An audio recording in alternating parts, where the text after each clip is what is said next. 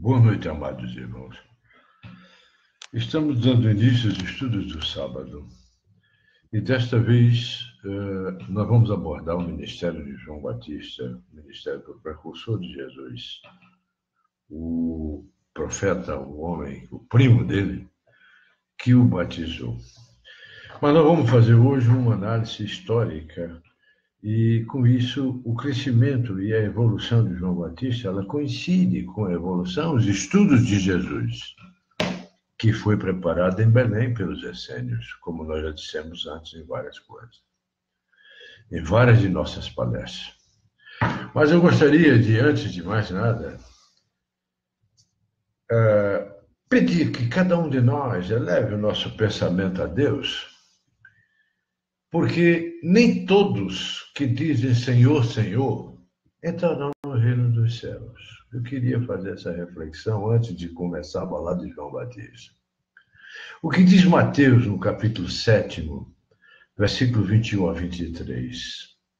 Nem todos os que me dizem Senhor, Senhor entrarão no reino dos céus. Apenas entrará aquele que faz a vontade do meu Pai, que está nos céus. Muitos nesse dia me dirão, Senhor, Senhor, não profetizamos em teu nome? Não expulsamos em teu nome o demônio? Não fizemos muitos milagres em teu nome? E Jesus assim o respondeu, eu então lhes direi em altas vozes, afastem-se de mim, vocês que fazem obras de iniquidade. Muito bem, meus amigos. Todos os que reconhecem a missão de Jesus dizem Senhor, Senhor. Mas de que serve lhe chamar mestre ou Senhor, se não lhe segue os preceitos? Serão cristãos os que honram com exteriores atos de devoção e louvores e ao mesmo tempo sacrificam ao orgulho, ao egoísmo, à cobiça e a todas as suas paixões? Serão seus discípulos os que passam os dias em oração e não se mostram nem melhores, nem mesmo caridosos, nem mais indulgentes para com seus semelhantes? Não, porque de mesmo modo que os fariseus, eles têm a prece nos lábios e não no coração. Pela forma, poderão impor-se aos homens, mas não perante a Deus. Isso me remete à história de um garoto que estava sentado na calçada na época do Natal.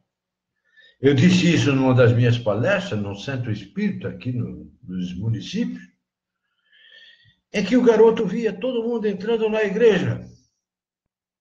E todo mundo orando, orando e louvando, orando e louvando, orando e louvando. Só se ouvia as louvações. E o garoto então começou a perceber que as pessoas saíam da igreja e reclamavam, eu vou ter que me encontrar com aquela pessoa que eu não gosto, com meu irmão que eu não falo. Ué, estava fazendo o que na igreja? Como disse Jesus, Jesus lhe responderá, não sei quem és, afasta-te de mim, tu que cometes injustiças, que desmetes com os atos o que dizem com os lábios, que calunias o teu próximo, que enfeita as viúvas e cometes adultério. O adultério aí tem um outro sentido. Afasta-te de mim, de tu, cujo coração destila ódio e fel, que derramas o sangue dos teus irmãos em meu nome. Adianta matar em nome de Jesus, em nome de Deus? Que fazes com lágrimas, em vez de secá-las? Com tanta violência que existe aí. Para ti haverá prantos e ranger de dentes. Preste atenção, meus irmãos, porque o reino de Deus é para os que são brandos, humildes e caridosos. Não esperes dobrar a justiça do Senhor pela multiplicidade de tuas palavras e de ajoelhar-se. O caminho único que está aberto para encontrarmos a graça perante Deus, Jesus, é o da prática sincera da lei do amor e da caridade. São eternas as palavras de Jesus, não tenham dúvida, porque são verdadeiras. É a verdade. Ele mesmo disse, eu sou o caminho, a verdade e a vida. Constitui não só a salvaguarda da vida celeste, mas também a garantia da paz, da tranquilidade e da estabilidade das coisas da vida terrestre. Eis porque todas as instituições humanas, políticas, sociais e religiosas, principalmente, que se apoiarem nestas palavras, serão estáveis como a casa construída sobre a rocha. Os homens as conservarão, porque serão felizes nela. As que, porém, forem uma violação dessas palavras, serão como a casa edificada na areia. O vento dá renovações e o rio do progresso as arrastarão. E tome celular. Um dia, um filho falou para o pai e para a mãe: eu vou passar aqui um torpedo para meu pai e minha mãe, que estamos aqui almoçando em conjunto. Pense nisso. Harmonia, família, onde estão? Mas, dando prosseguimento ao ministério do precursor João Batista, existem 3 passagens bíblicas sobre isso. Está em Lucas 3, 1, 6, em Mateus 3, 1, 6 e em Marcos 1, 1, 6. Interessante que Marcos só fala sobre João Batista no seu capítulo 1, do versículo 1 ao 6. O que diz Lucas do versículo 1 ao 6? No 15º ano do reinado de Tibério César, sendo Pôncio Pilatos governador da Judéia, Herodes, tetrarca da Galiléia, vamos explicar cada um desses aspectos. Seu irmão Filipe, tetrarca da região da Itureia, e Traconites e Lisânias, tetrarca de Abilene. Tudo isso nós vamos explicar agora. Sendo os sumos sacerdotes, Anás e Caifás, naquela época, veio a palavra de Deus a João. Como é que veio a palavra de Deus a João? Filho de Zacarias, no deserto. Olha que coisa interessante. Já explicamos tudo isso. E ele percorreu toda a circunvizinhança do Jordão, pregando o mergulho da reforma mental para a rejeição dos erros. Preste atenção. E nós falamos sobre o batismo, que é um mergulho para que saia um nome novo. É um simbolismo extraordinário. Como está escrito no livro das palavras de Isaías. Olha o que ele diz. Isaías, ele repete, Lucas repete, nesse período, nesse versículo, o que Isaías falou naquela época no Velho Testamento. A voz que clama no deserto, preparai o caminho do Senhor, endireitai suas veredas. Essa era a missão de João, segundo Lucas. Preparar o caminho do Senhor e endireitar suas veredas. Todo o vale será aterrado e todo monte e cuteiro será arrasado. Os caminhos tortos tornar-se-ão direitos e os escabrosos planos, e todo homem verá a salvação de Deus. Isso foi Lucas. Sobre o mesmo assunto, já Mateus diz diferente. Olha como Mateus diz. Por isso que as pessoas não leem, apenas leem a palavra, mas tem que haver um estudo mais profundo. Mateus já fala diferente. Ele diz: naqueles dias apareceu João Batista pregando no deserto da Judéia. Bem mais simples. E o que João dizia? Reformai vosso pensamento, porque se aproxima de vós o reino dos céus. Que foi o que Jesus nos trouxe. Porque é a João que se refere o que foi dito pelo profeta Isaías. E aí ele repete a expressão que Lucas usou, que Isaías usou. Voz do que clama no deserto, preparai o caminho do Senhor, endireitai suas veredas. Ora, o mesmo João usava uma veste de pelo de camelo e uma correia em volta da cintura. E alimentava-se de gafanhotos e mel silvestre. Isso é Mateus falando. Então, ia ter com ele o povo de Jerusalém, de toda a Judeia e de toda a circunvizinhança do Jordão.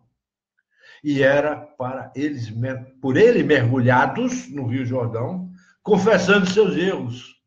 Olha o simbolismo do batismo. Mergulha e sai um homem novo. Olha o simbolismo do batismo na água. Era um mergulho da liberdade de pensamento, da correção do seu passado.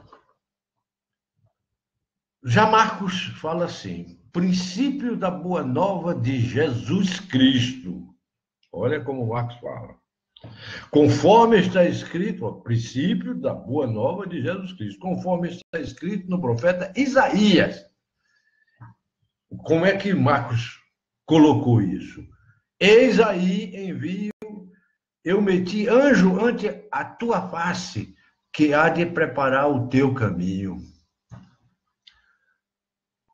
Já foi muito bem mais claro. Vós que clama no deserto, preparai o caminho do Senhor, endireitai suas veredas.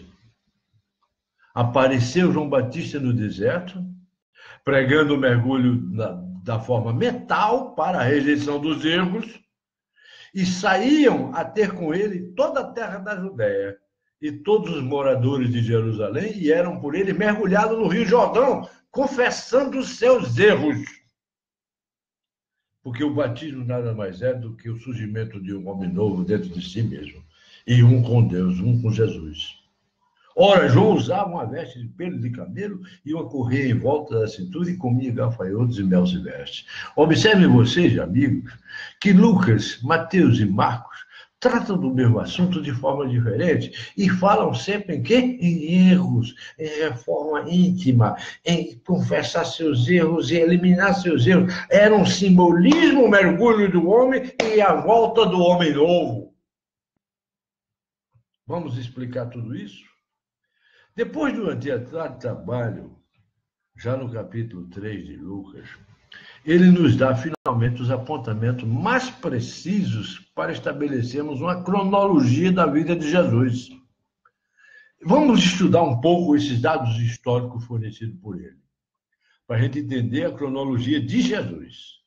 Falando da cronologia de João, nós vamos falar da cronologia de Jesus indiretamente. Tibério sucedeu a Augusto. A morte deste, olha os prazos, olha as datas. No dia 19 de agosto de 767 de Roma, 14 de nossa era. Segundo o historiador Dion, nessa ocasião assumiu o título de César, porque não tinha esse título antes, e começou de fato, a reinar Tibério César. Segundo essa cronologia, meus caros irmãos, que nós observamos e lemos agora, o 15º ano do seu reinado, na qualidade de César, ocorre de 18 de agosto de 28 daquela época a 18 de agosto de 29 de nossa era, 728 a 782 do calendário romano. O início da pregação de João ter-se-ia dado neste ano de 28. O mergulho de Jesus, preste atenção, nunca esqueçam isso, que contaria, então, 35 anos, nessa data que ele foi ao mergulho, teria ocorrido na Páscoa, antes da Páscoa de 29.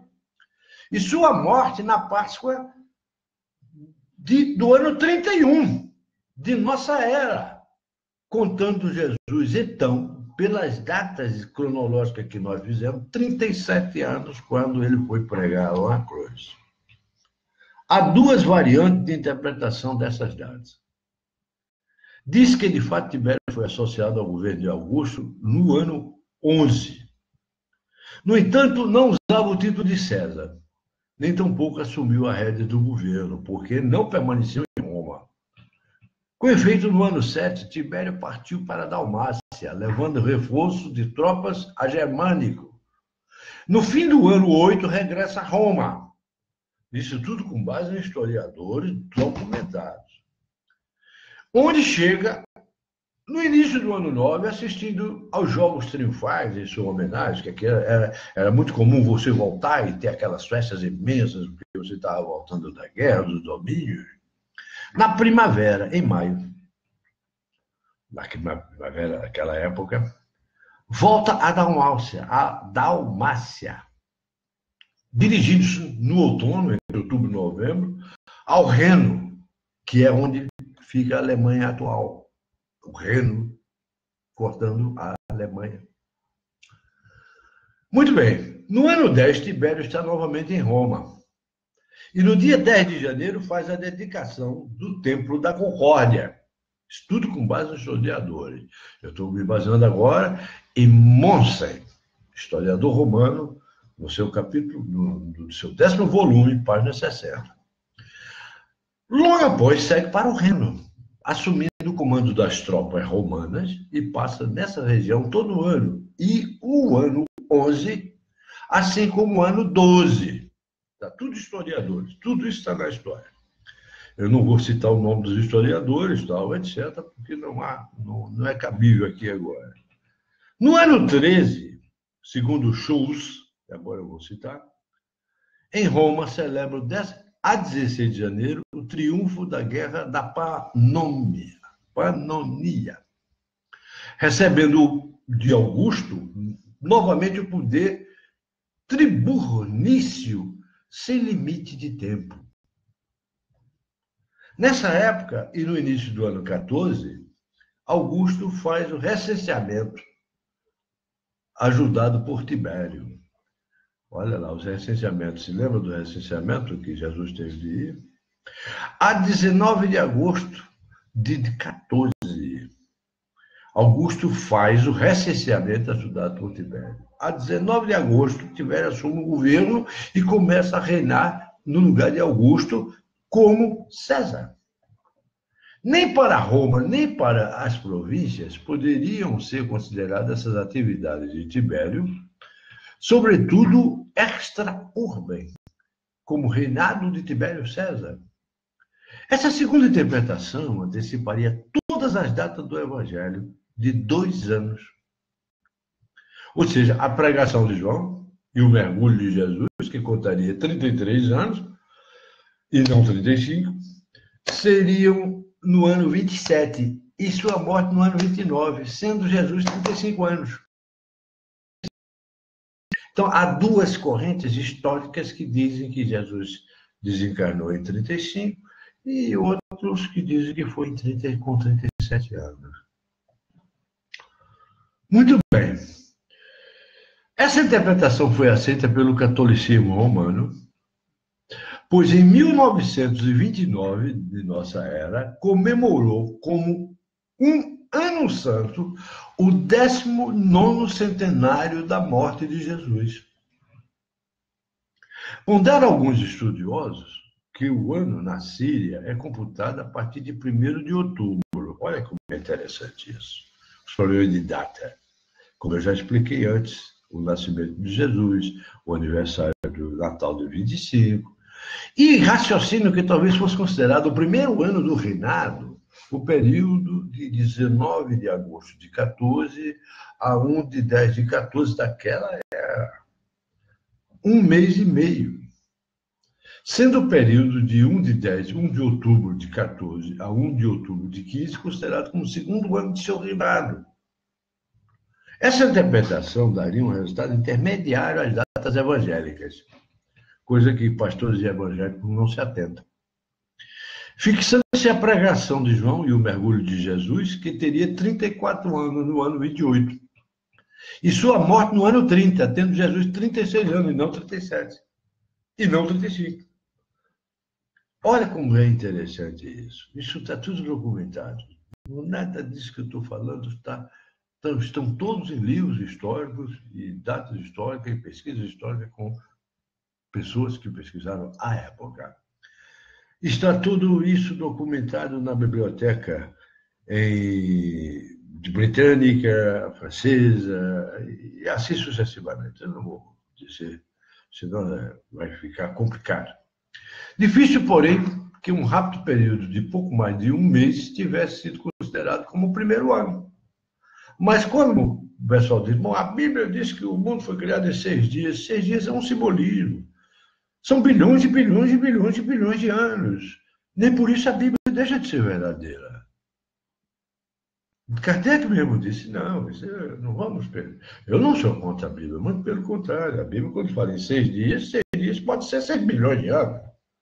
6 trilhões de anos. Sabe como hoje está sendo visto aí que o homem tem mais de 6 milhões de anos, e assim sucessivamente, aqui nesse planeta. Sendo Pôncio Pilato governador da Judéia, Pôncio Pilato, interessante que foi o homem que lavou as mãos, né? Pôncio Pilato foi nomeado procurador da Judéia, em substituição a uma pessoa chamada Valério Grato, no ano 26, isso segundo o historiador Joséfos.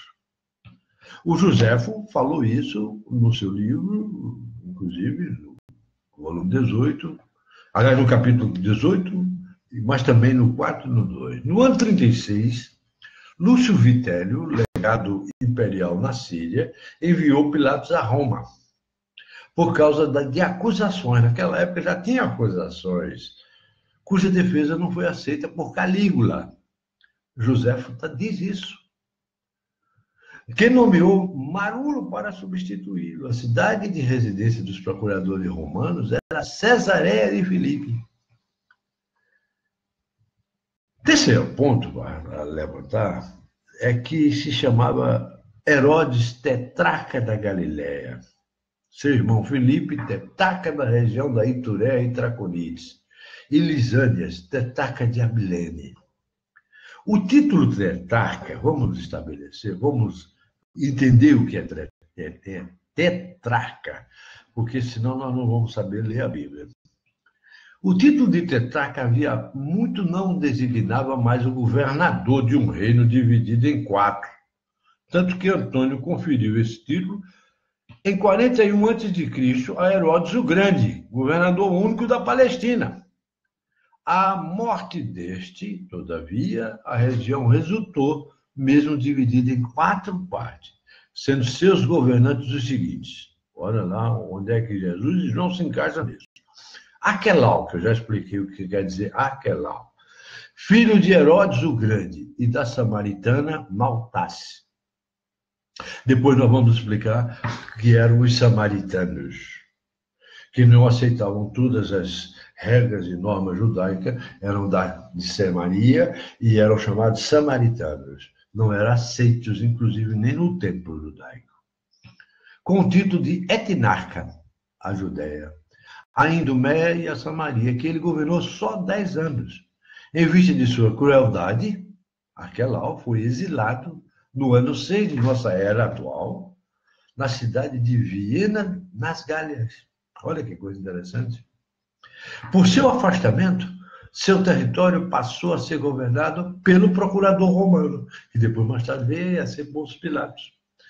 Herodes Antipas, que é o que nós chamamos Herodes Antipas, ou Antípater, irmão do precedente Herodes, foi feito herdeiro por seu pai, com o título de tetrarca da Galileia e da Pérea, que governou por cerca do ano 39, quando foi exilado com sua esposa Herodíades por Calígula para Lyon, nas Gálias, tendo falecido na Espanha. Lembre-se que uma dessas mulheres que eu citei aqui agora pediu a cabeça de João Batista, mas isso é outra história que nós vamos chegar lá. Herodes Filipe, filho de Herodes, o Grande, com Cleópatra, de Jerusalém, foi do 4 anos antes de Cristo até 32 depois de Cristo, tetrarca da Bataneia, Traconides, Euranitídes, Galanitídes, Ipaneias, tudo isso são nomes daquelas regiões, daquele mapa que nós pegamos naquelas histórias daquela época, cidade que ele reconstruiu com o nome de Cesareia de Filipe. Lucas cita apenas as 2 regiões extremas, meus irmãos. Lisânias, o filho de Lisânias I, que reconquistou na tetrarquia a morte de Herodes o Grande, governando Abilene, no Alto Líbano, a oeste de Damasco, limite extremo norte do ministério de Jesus. Sendo sumos sacerdotes, Anás e Caifás, está escrito isso em Lucas, né? Quem era Anás? Em hebraico, Aná, com H, 2 N's, A-H, ou Ananus. Era sumo sacerdote desde o ano 6 a.C. e foi deposto, 15 depois de Cristo, por Valério Grato, governador da Judéia, que nomeou em seu lugar Ismael, filho de Fabi. Em 16, Eliezer, filho de Anás, sucede a Ismael. Em 17, sumo sacerdote Simão, filho de Camito. Vocês vão entender por quê. Eu vou voltar a Pilatos. Em 18, sucede José, chamado Caifás, genro de Anás. Como hoje a gente vê tanta gente se multiplicando nos governos e um sucedendo ao outro, pais e filhos, inclusive nessa região ainda continua sendo lá. Os filhos reis e substituindo reis e substituindo, e assim sucessivamente. Aqui não, aqui é por outro motivo. Anás teria sido agregado todas essas coisas e exercendo grande influência sobre ele, a ponto de Lucas citar os dois como pontífices supremos, quando por lei só deveria haver um. Entramos agora, meus irmãos, nos textos equivalentes dos sinópticos, com pequeníssimas variantes, os evangelhos sinópticos. Veio a João a palavra de Deus, ou seja, a inspiração do alto, o deserto de Judá. Está em Juízes também, olha lá. Está em Juízes 1:16. Estendia-se ao sul de Arade, a leste de Bersabé. Mas o deserto da Judéia era uma planície. Era a planície de Jericó. João vivera retirado entre os essênios, também como Jesus, dos quais guarda as características, inclusive o hábito da purificação pela água, que era uma arte essênica. Lava a tua alma, lava teus erros, lava teus pecados, e surge aí um homem novo. Isso vem dos essênios, João tinha isso. Foi por isso que ele veio. Havendo 3 tipos de ablução entre os judeus. As prescritas pela lei mosaica em Levítico 14:1-32, para os casos de lepra. Em Levítico 15:1-33, em relação às relações sexuais.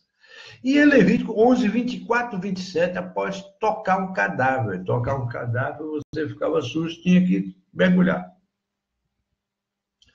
Os batismos, mergulhos, são essencialmente dos essênios para a iniciação de novos membros que se tornam iniciados ou purificados, que eles chamam catarói. O batismo dos prosélitos judeus, dos jovens judeus, que vinha do paganismo e que conhecemos através de uma discussão entre 2 escolas judaicas, a de Hillel e de Shammai, e que parece ter sido um rito bem firmado já 1 século antes de nossa era, no primeiro século de nossa era, por influência da escola de Hillel, tornou-se um rito de iniciação por excelência. Tem que batizar com água. João não permanece parado, mas percorre toda a circunviança do Jordão, pregando o mergulho da reforma mental. Preste bem atenção na interpretação bíblica à luz da ciência espírita. É da reforma mental. E aí o corpo mental ser alterado e o corpo espiritual mergulha junto com o nosso corpo físico no batismo e se surge um homem novo. A palavra batismo significa realmente, a palavra batismo significa mergulho. E o verbo batizar tem o sentido exato de mergulhar. Pouca gente sabe disso. Não é possível outra interpretação da letra que é bastante clara em todas as línguas que nós vimos, em grego, em hebraico, em latim, nos escritos dos 70, na Septuaginta. A expressão que geralmente grega para erro é traduzida como remissão dos pecados. Tem, na realidade, o sentido de para a rejeição dos erros. O sentido em grego, quando a gente lê em grego, a gente percebe que remissão de pecados, que foi traduzida posteriormente em outro idioma, significa apenas para a rejeição de seus erros. Tem mais lógica. É mais racional. Com efeito, o que é isso? é a rejeição, repúdio, afastamento dos mais vastos dos pecados. É o erro em geral, qualquer erro. Pelos demais textos do Novo Testamento, verificamos que esse é o melhor sentido para essa expressão. Um papel rasgado é um papel adulterado. Então, o adultério de um papel rasga o papel. Derrube o muro de uma casa, adulterou a casa. Então, a palavra adultério tem que ser vista com muito, foi distorcida, propositadamente, ao longo dos anos. Os milênios de lavagem cerebral sofrida por nós. Interessante observar que Mateus emprega constantemente 31 vezes reinos dos céus. Olha que coisa interessante. Que nos demais evangelistas aparece como reino de Deus. Então, imagina, Mateus emprega 31 vezes a expressão reino dos céus. E os outros, Mateus só usa essa expressão, reino dos céus, 4 vezes, como reino de Deus. Ambos se equivalem. Não podemos dizer que não se equivalem. Como nome inefável, também nunca devia ser pronunciado, nunca foi pronunciado. E a ele se substitui a palavra céus, inefável, céus, no plural, que no hebraico chama-se Shamayim. Eu vou dizer a palavra, porque quiser ir procurar, não vou procurar. S-H-A-M-A-I-M. Shamayim, ou Shamayim. E no aramaico, que não se pode, nenhum teólogo que se preze pode deixar de estudar também e ler as coisas em aramaico. Em aramaico, essa palavra Shamayim, em hebraico, era escrita Shemata, ou pronunciada Shemata. S-H-E-M-A-T-A, Shemata. Só havia forma no plural. Mateus, mais arragaidamente o judeu, evitava o emprego dos tetagramas, escrúpulo abandonado pelos outros escritores. O texto é de Isaías, meus irmãos, que está em 43. Pegue o livro da Bíblia, Isaías 43, e também extraído da Septuaginta que eu citei, e em Lucas aparece mais completo no capítulo 43, 5. Isaías refere-se literalmente à intervenção de Ciro, no seu edito de 538 a.C., considerado um Messias por haver salvo os israelitas do cativeiro da Babilônia. Então, Ciro foi considerado um Messias porque salvou os judeus do cativeiro da Babilônia. Mas Lucas emite a primeira parte do versículo 5, completo, dizendo: e a glória de Yahvé se manifestará e toda a carne, você, todo homem, juntamente o verá. Então, existem coisas materiais e coisas que são extremamente espirituais. O simbolismo é extraordinário na Bíblia. A Bíblia é um livro lindo de ser lido assim, e estudado, interpretado. Marcos já, no entanto, sob o nome de Isaías, cita o versículo 2 e o texto de Malaquias, com o qual emenda a citação de Isaías. O que diz Malaquias? Confirma que João Batista é a reencarnação de Elias. Eu já falei sobre isso. E depois Jesus confirmou. Numa das passagens, Jesus diz: este é o Elias que há de vir. E as palavras de Isaías referem o que se costumava fazer para preparar o caminho dos reis que iam visitar a cidade do seu reino. Tornar mais retas as veredas, olha que coisa interessante, aterrar os vales, aplanar os montes e outeiros, tirar as pedras do caminho, etc. Tudo que foi dito que Jesus teria que ser feito para Jesus, que João Batista ia fazer para Jesus, para a vinda do grande mestre, do Messias prometido. Tudo isso pode ser interpretado moralmente, meus irmãos, no sentido de preparar os homens para receber as verdades que Jesus viria pregar. Esse que é o problema, não é a palavra em si, é a interpretação do sentido moral de preparar os homens para receber as verdades que Jesus trouxe para nós. Mateus e Marcos dão-nos a descrição física do arauto. Usa uma veste de pelo de camelo. A palavra veste compreende as duas peças principais, a túnica e o manto. A túnica era presa aos rins por um cinto de couro. Isso me lembra aquela cordinha que o Francisco de Assis usava, porque ele pegou um burel que estava sujo, solto, quando ele entregou a capa ao bispo Guido, em Assis, para não ficar, porque ele era magro, o burel era de um gordo, ele amarrou uma cordinha, por isso é a cordinha dos franciscanos. Vocês não sabem disso, agora fiquem sabendo. Era exatamente o trajo do Elias, que trazia um cinto de couro para prender a túnica de pelo de camelo. Está em 2 Reis 1, versículos 7 e 8. Olha como a gente está indo lá no Antigo Testamento, no 2º livro de Reis. Além disso, leva-nos a confirmar que a crença de que João era realmente essênio. Quanto à alimentação, fala-se em gafanhotos e mel silvestre. Agora vamos analisar isso também.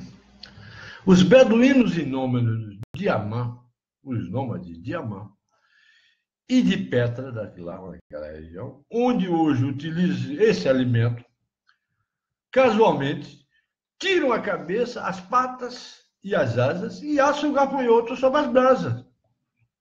E dizem que não é desagradável ao paladar. E ainda hoje tem gente fazendo experiência com esses bichos aí, com gafanhoto. Isso era uma comida comum. Mateus afirma que muitos eram mergulhados. Mateus, quando diz que muitos eram mergulhados, confessando os seus erros, coisa que se explica pela exaltação religiosa, não rara em movimento de alto teor místico. Tem igrejas que têm banheiras, que coloca... Você recebe Cristo em seu coração? Receba. Então mergulha aqui. Faz o mesmo que João Batista fazia. Os católicos têm uma baciazinha pequena, em que eles pegam e colocam na cabeça da criança, como simbolismo do batismo, do mergulho, aquela criança é pura. Mas quando nós somos mais idosos, já adultos, nós mergulhamos mesmo. O pastor joga a gente lá dentro da água.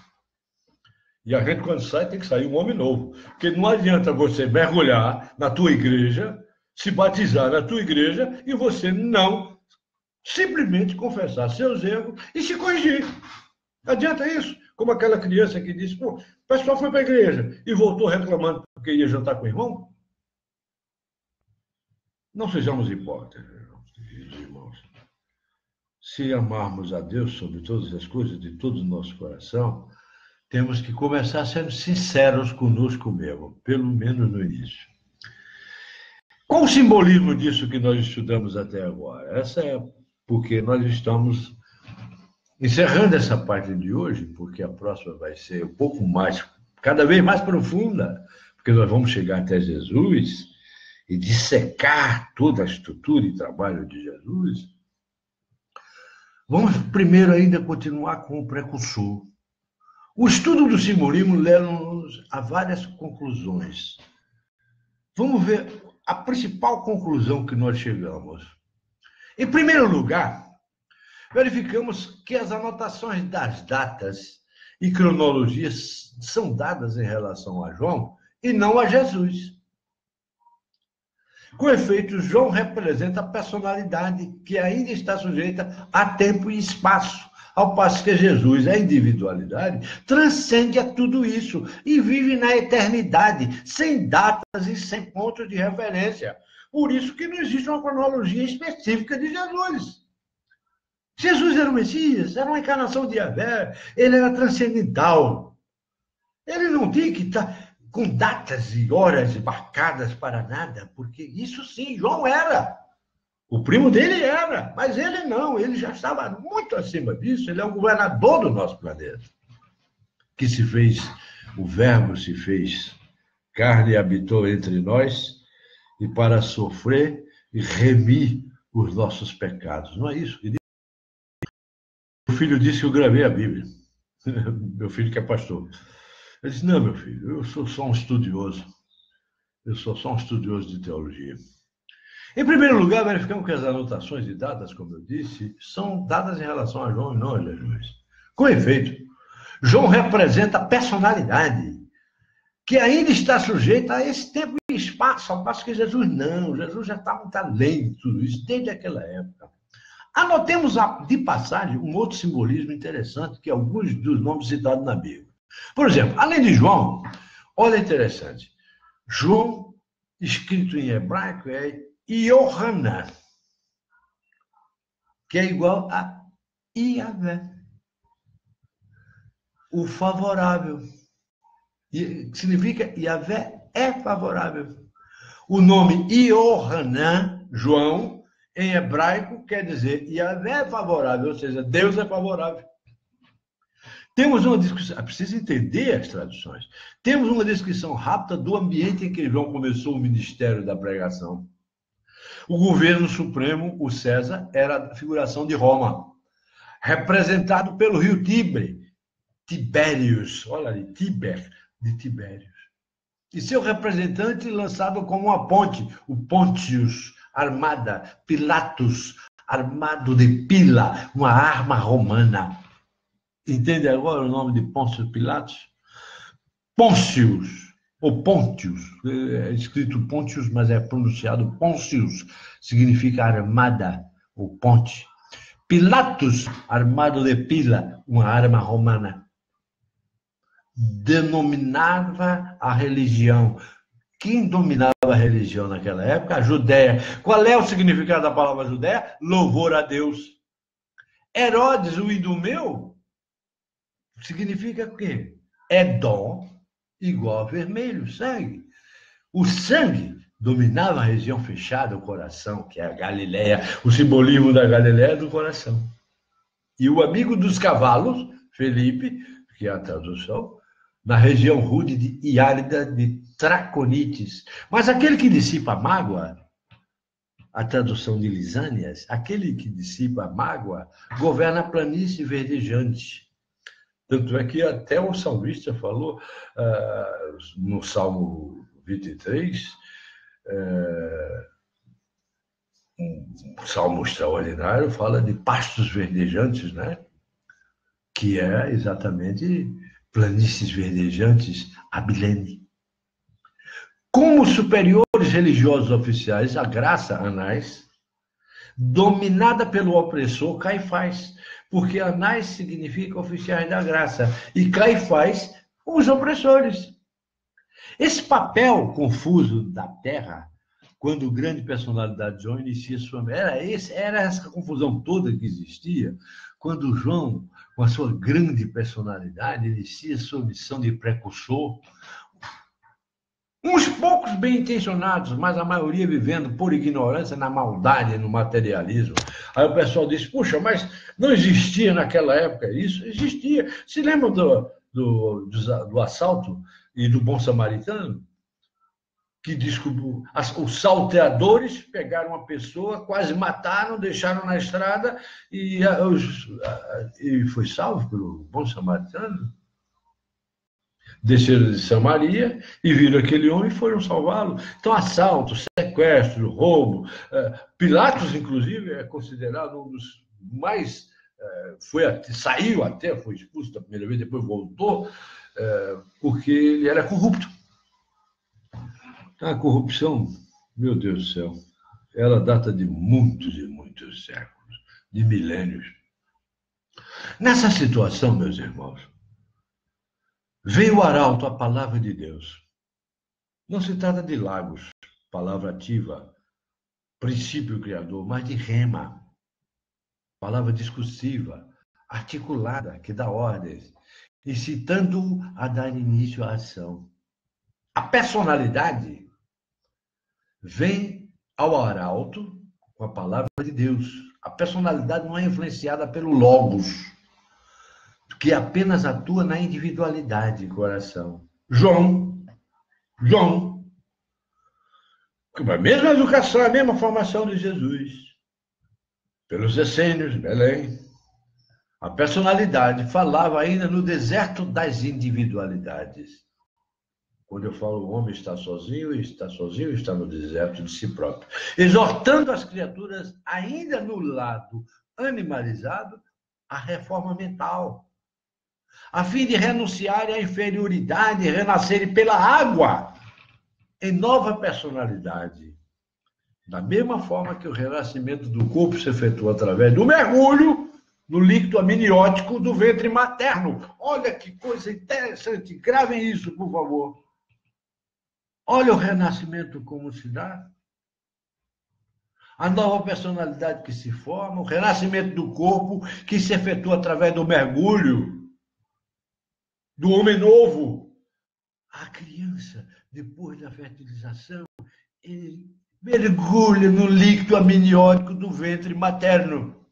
Esse mergulho, pois, é o renascer simbólico, como se a criatura entrasse no ventre materno da Mãe Terra e de lá saísse purificado de todos os seus reservos, das existências anteriores, uma nova criança, um homem renovado. Por isso que nós reencarnamos tantas vezes, para renascermos a cada vez um homem novo, melhorando nossos erros do passado, tratando de corrigir nossas mazelas. Meus irmãos, todas as arestas precisam ser aparadas. Os excessos precisam ser amputados. Antes de continuar, eu diria que isso me lembra um senhor que reclamou porque veio sem um braço e foi numa determinada reunião e disse: eu estou lá, eu sou um homem, eu só tenho um braço. Aí a espiritualidade superior, através do médium intermediário, dentro de todos aqueles processos mediúnicos que eu falei nas quartas-feiras, disse: ah, que sorte que você tem. Você deve ter feito muito bem na tua encarnação anterior. Porque na anterior a esta que eu estou falando, você usou muito esse braço para massacrar escravos, para botar escravos no tronco. Você perdeu um braço, você não era nem para ter vindo assim com 2 braços. É a lei de causa e efeito. Aqui se faz, aqui se paga. Olha que coisa interessante. Então, os excessos são amputados. Quando não são amputados na nossa mente, moralmente, no nosso corpo físico e no nosso corpo astral, as deficiências preenchidas, retificadas todas as veredas das intenções malfazejas nossas, afastadas todas as pedras que nós mesmos colocamos em nosso caminho, embotamos nossas vidas de espinhos para que a personalidade possa elevar-se. Vendo a salvação que vem de Deus, e atingindo assim, através do ingresso no reino dos céus, isto é, do viver na individualidade, a capacidade de aprender os ensinos de Jesus. Precisamos aprender os ensinos de Jesus. Olha o que eu disse. O ingresso no reino dos céus. 31 vezes foi falado no reino dos céus. E apenas 4 vezes reino de Deus. Todos os que já estavam no plano de louvor a Deus, Judeia, e na visão da paz, Jerusalém, que o significado de louvor a Deus, Judeia é o significado de louvor a Deus, e Jerusalém significa visão da paz, como eu já tantas vezes expliquei aqui. Ouviam a voz aclamar e iam em busca do mergulho para um novo nascimento. Só quando a criatura atinge, para encerrar, meus irmãos, só quando a criatura atinge determinado grau de maturidade é que pode ouvir o apelo divino. Porque toda reforma e toda melhoria em que vir de dentro para fora, o chamado deve ecoar no coração, para que este possa responder com honesta sinceridade. Veja como as coisas se encaixam. Quando eu falo do reino de Deus está dentro de cada um de nós e que a gente tem que explodir dentro de nós e aceitar e se confessar a Jesus e ser um com Ele. Eu adoro falar de Jesus. Uma vez eu vou encerrar hoje dizendo que eu fui fazer uma pregação e tinha em torno de umas 300 pessoas. E chega um homem velho como eu, velho apenas ancião, porque de experiência, né, como a gente diz. E eu olhei para aquela mundaréu de gente e disse: meus amigos, eu estou aqui para confessar uma coisa para vocês. Eu me apaixonei por um homem. Nossa Senhora. Imagine você, 300 pessoas ouvindo eu dizer que estava apaixonado por um homem. Aí, quando eu vi a reação das pessoas, as pessoas ficaram sem saber o que fazer. Um sentava, olhava para o outro, tal, etc. Eu sou apaixonado pelo homem Jesus. Sem o homem Jesus, eu não sou nada. Eu sou um com ele, ele vive em mim e eu vivo nele. E é por esta razão que, em nome dele, com a procuração ad hoc que ele me outorgou, eu abençoo a todos vocês que me ouviram.